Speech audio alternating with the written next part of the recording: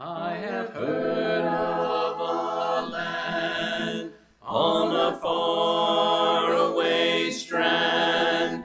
In the Bible the story is told, where cares never come, never darkness nor gloom, and nothing shall ever grow old. In that beautiful land, on the faraway strand, no storms with their blast ever frown. The street, I am told, is there's where I want to be. All right, chapter 14, verse 32. They went to a place called Gethsemane. And he said to his disciples, "Sit here while I pray."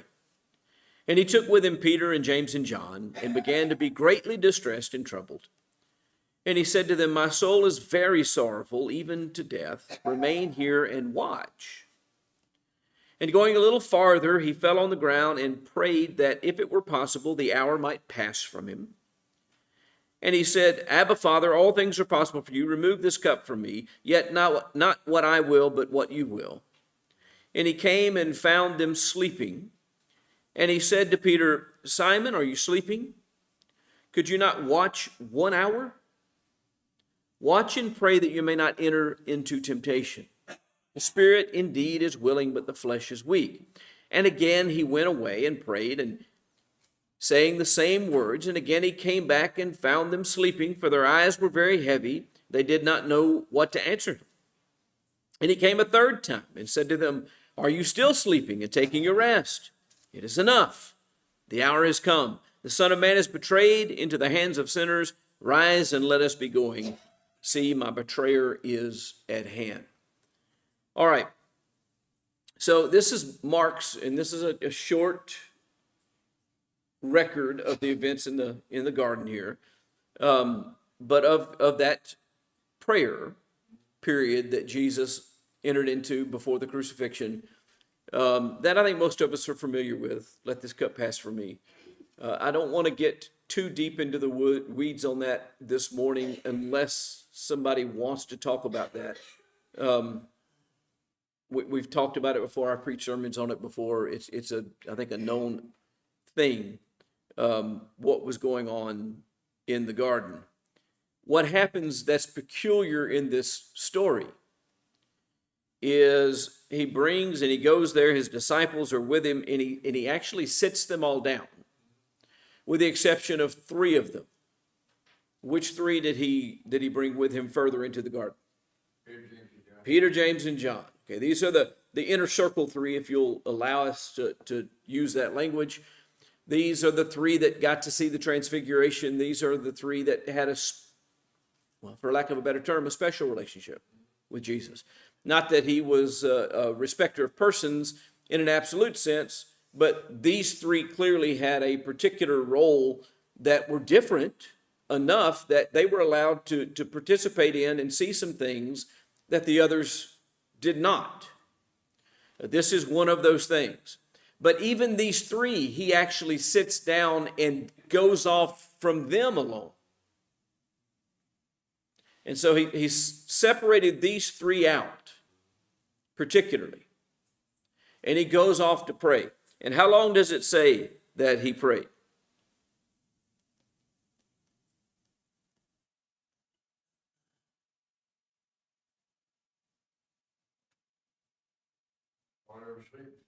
It doesn't say. What I can tell you is they didn't fall asleep in the time frame of the few words that are recorded in this account. So we don't have the whole prayer. That's why what we do have is important and worth talking about. Like I said, we've had covered that in other classes and in sermons, and so we're not focusing on that. But I do want us to know that in all likelihood we don't have this entire prayer. We don't know exactly how long he was apart from them, but when he came back, he found them asleep. Has anyone ever fallen asleep at a time when they weren't exactly going, hey, I'm going to bed, I want to go to sleep? Ever happened to you? I think everybody ought to raise their hand. Yeah, and who knows, it probably happened to me once or twice yesterday. But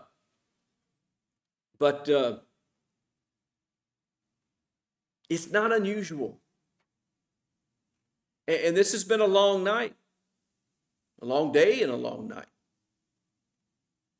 You got some bad news. And they have. They've just observed the Passover. It's getting late into the evening. They've just observed the Passover and been told, hey, they've been told basically two things. One of you is going to betray me tonight, and y'all are all going to scatter and deny me. Now, how many of you would get super excited if, and we're going to make this a modern illustration, so the relationship's going to be different, but how many of you would get super excited if your boss came in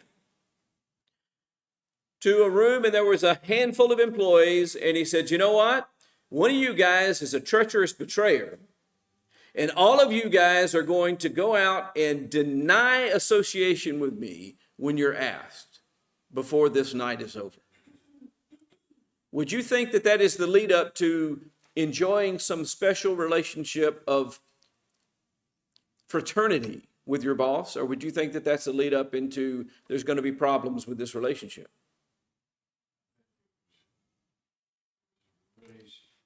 It would be hard for them to take and understand. And that's part of what we read last week with their reaction. When he said to Peter, you're going to deny me. And he says, absolutely not, I wouldn't do that. You're going to do it before the cock crows 3 times. No, I will die before I do that. I'll die with you. They can carry me along with you and die with you before I would ever deny you. It's one of the reasons he reacts that way. All the rest of them chime in with the same thing. They agree.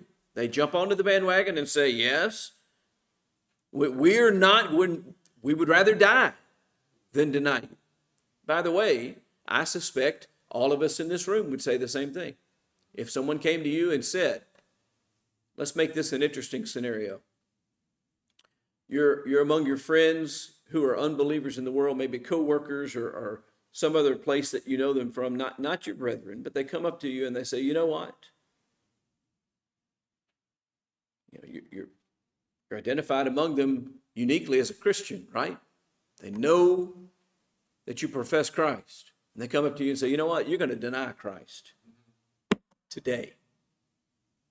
Would you say what? And no, I'd die before I do that. Okay, so we need to relate to we can't relate to the circumstances. We don't live in that time. We don't live under those circumstances. The Roman government is not going to come beating down the door trying to haul us away.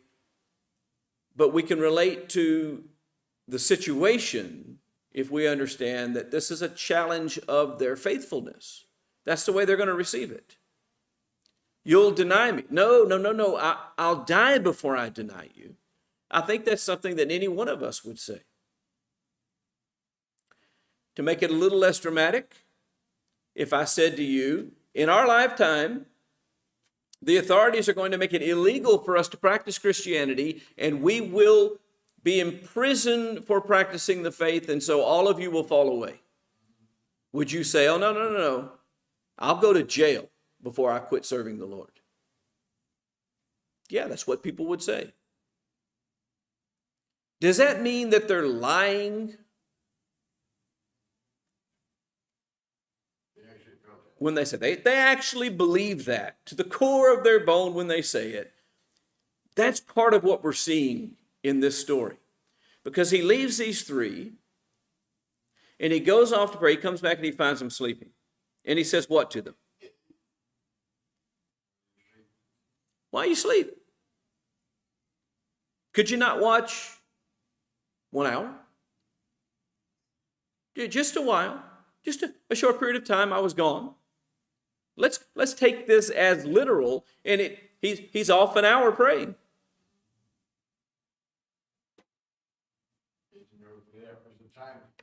You can't sit here for an hour and watch.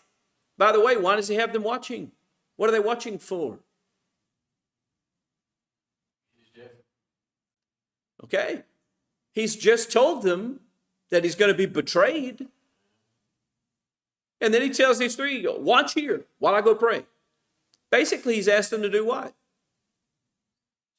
Watch his back. Alert him if anything happens, if anyone comes for him.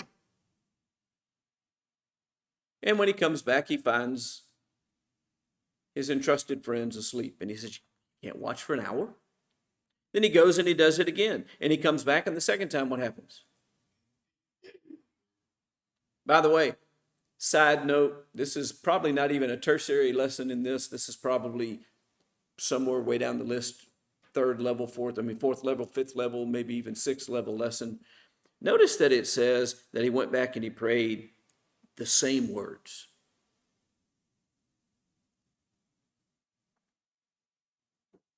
He went again and he prayed saying the same words. There's two things that can be the case. Either the same words to them, watch and I'll be back, or he went and offered the same prayer, which I'll go ahead and tell you is the way it kind of reads to me, is that it's saying that the same scenario unfolded, that he left them there and he went off and he prayed again the same words. He offered the exact same prayer that he had before. That's the way this reads to me, which means he's gone essentially the same amount of time. Everything is exactly the same. But the other thing that it means is this a repetitive prayer? You ever heard anybody complain, oh, prayers can't be repeated? You can't learn a prayer. You can't. When I was young, one of the ways that we used to be taught, I never did it, but when they were teaching men's classes for participation in the service, people would say, well, I get tongue-tied when I can't lead prayers. One of the things that was suggested is write something down and then learn it. And then just go up there and pray. And what the complaint you hear a lot from brethren in general is, well, you hear these same phrases over and over again. Is it okay to pray the same thing? Sure. What needs to happen, though?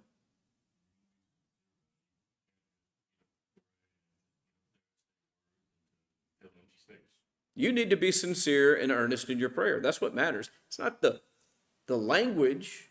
It's not saying something unique. It's not saying something glorious and beautiful. And saying something real and meaningful from your heart. So don't get too caught up on that kind of stuff. Well, he just offers that same prayer all the time. That may be something that he's a tool that he's used to be certain that he covers everything that he knows and believes is important to cover in a public prayer. And he wants to lead the congregation in a prayer that is edifying.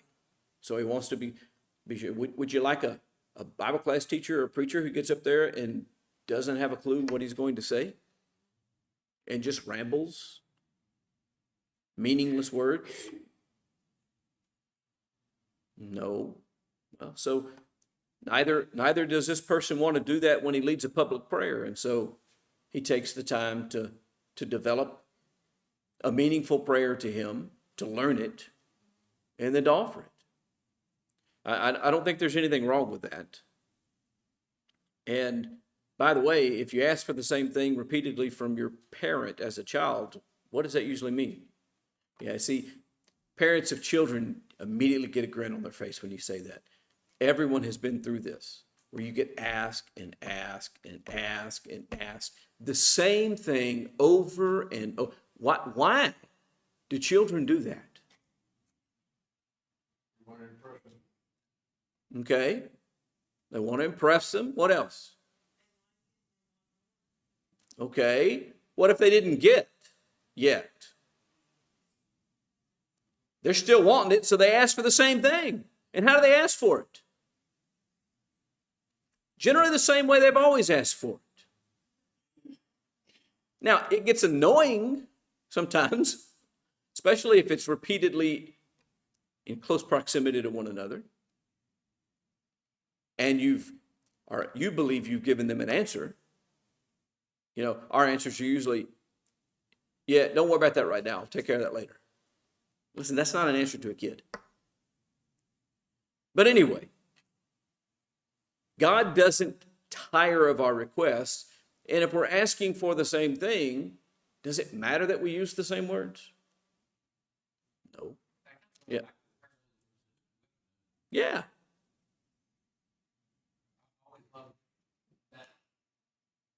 That verbiage there where he said, where Jesus talking about this judge that this widow keeps coming to and asking this, and the thinking of this judge, he says, I better give her what she wants, lest she wear me out. Right. And then the point that's made of the parable is if an unrighteous judge is moved by repeated requests, certainly a righteous God will be. So I love this brother to death, but one time I had a brother say, I never have understood. You have an open prayer at a service and they ask God to forgive us for our sins. We get to the end of the service and the guy leads a prayer. You ask God to forgive us of our sins. Have we sinned that much during the worship service? Do we not believe that he forgave us the first time we asked? I'm like, you know what? I'm just so afraid of being counted guilty of my sins. I'm going to ask him every time that I can to forgive me. I don't want to be associated with my sin. Because the wages of sin is death. Not physical death, by the way. Spiritual death, separation from God. I don't want to be separated from God. I'm going to ask him every time that I can. That's usually when I'm offering thanks for my food. There's also a forgive us of every sin put in there. Almost every prayer I utter, that gets put in there. I'm terrified of being associated with my sin. I'm not going to quit asking about that because I asked once before. Ask. God listens. He went back and he prayed again with the same words, and he came and found them sleeping, for their eyes were very heavy. And this tells us a little bit about their circumstances. I know all of us have been through a period of time when we were just really, really sleepy. We were trying to stay awake, trying to do something specific, and it was just hard to keep your eyes open. I know every one of us has been through that. Anybody that's sitting in this room while I preach has been through that.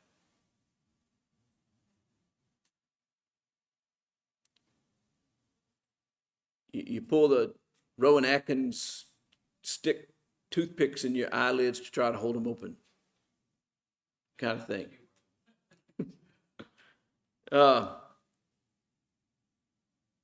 They didn't know what to answer him the second time. He came the third time. This happened 3 times. Then he says this, are you still sleeping and taking your rest? It is enough. The hour has come. What's enough?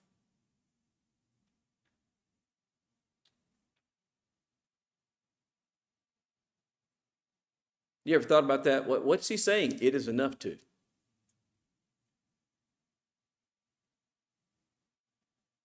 Don't everybody answer at once. I could tell by the look on people's face. People hadn't actually asked themselves that question. What is enough? Is he frustrated with them at this point and just saying, well, this is a pointless exercise?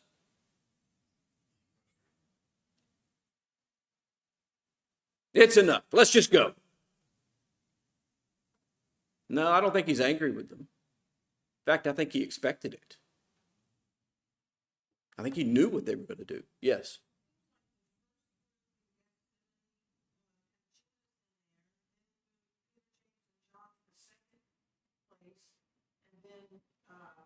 Knowingly that Judas was going to take off and come back with the authorities, and it's like he wanted them to watch for that, but he didn't explain that to them. They sort of explained it to him. He said, watch while I go over here and pray. But what is enough? Why does he say it's enough? I've done this enough is essentially what he's saying. We've engaged in this long enough. The point can be made now. The lesson can be learned now. It was time.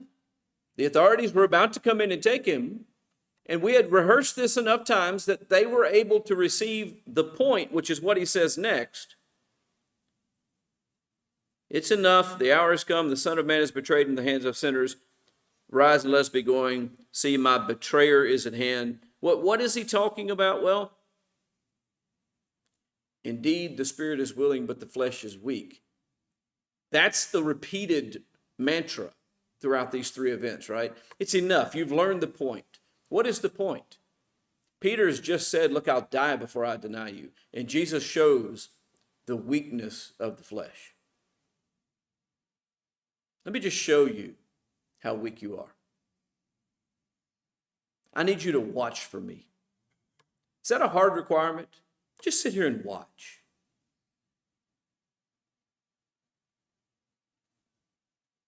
Were they able to do that?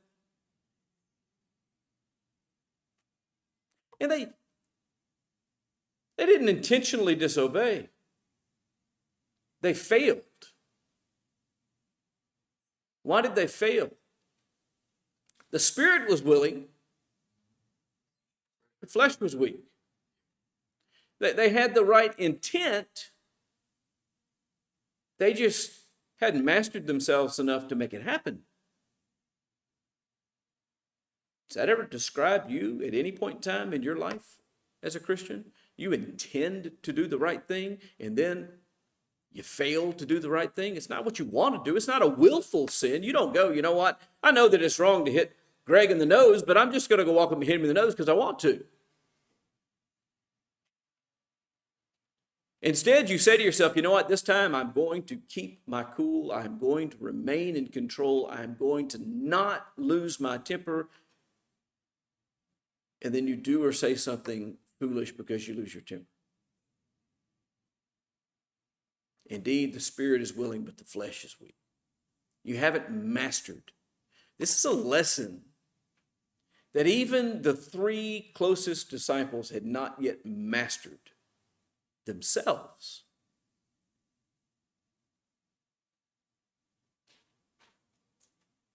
They wanted to be there. They wanted to be with Jesus. They wanted to defend Jesus. They wanted to be associated with Jesus. They wanted so bad that they were willing to exclaim, if I must die with you, then so be it. And so he shows them that their spirit is willing, but their flesh is weak. For most people of faith, that is our problem. Our problem is not that we are unwilling to follow Jesus. Our problem is that we are not in enough disciplined control of ourselves. That we are not yet able to deny ourselves and follow him. Were they going to deny themselves and follow Jesus to the cross? They thought they were. But when push comes to shove, what'd they do? And he's showing them. By the way, this is somewhat of a merciful instruction to them, so that when they did fail, as he said they would, that they would not lose hope and give up.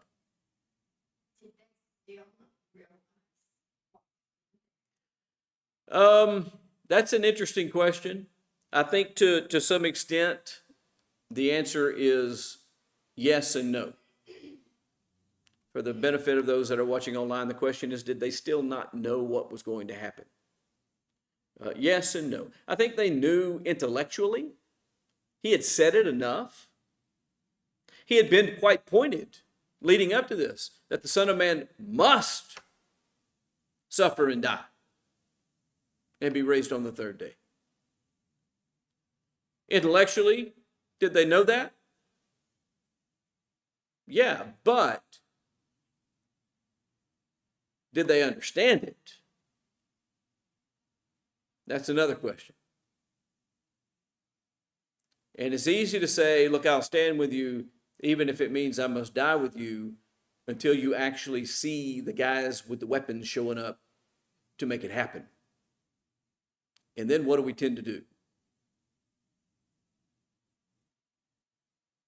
I'll make it even less dramatic than that. I'll make it more real and a common. It's easy for us to say, oh, I'm ready to die. But if you found out that you were dying now, would you be go, woohoo, I'm glad I'm dying?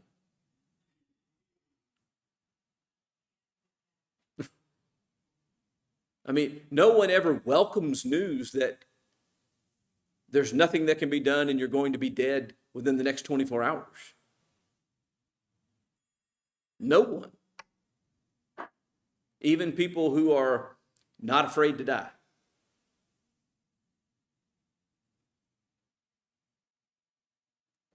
In this case, when the soldiers actually show up with swords and spears and all sorts of things, these guys who said, I'll die with you before I deny you, ran away. And it wasn't because their spirit wasn't willing.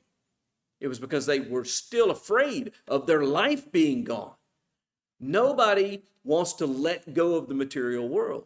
And yet, that's what we're called to do.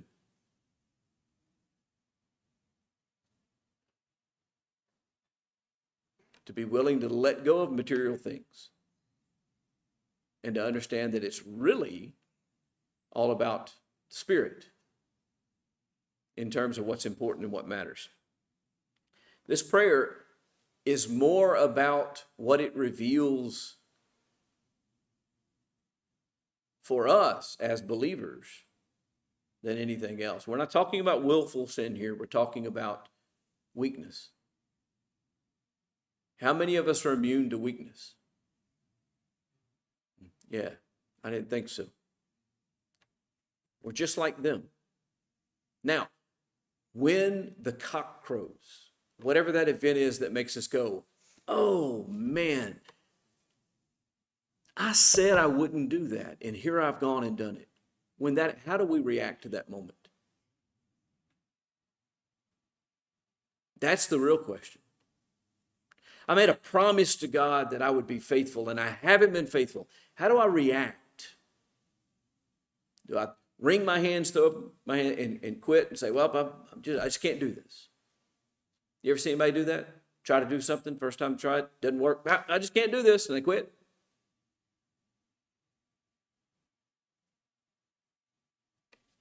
He's teaching us, it's not that we're not willing, it's that we're weak. So what's the solution to weakness? Exercise. Keep working on it. Keep training. Keep strengthening. Keep overcoming. One day when he comes back, we'll be awake waiting for him. You remember that parable? Blessed are the one whom the master finds awake when he returns. One day we'll be awake, waiting for him, watching for him instead of caving into the desires and weaknesses of our flesh. All right, got to stop. Lord willing, we'll pick up with verse 43, and this will start moving a little bit faster as we proceed.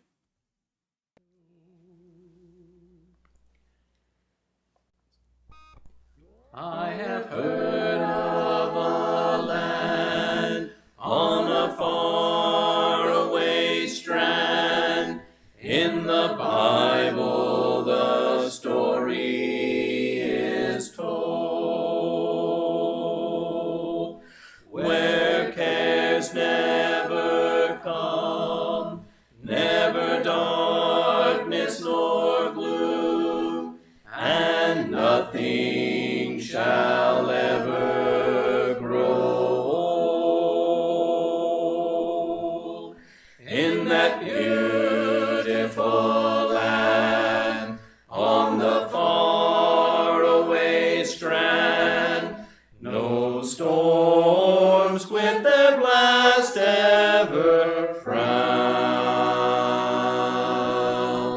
The street, I am told, is paved with pure gold, and the sun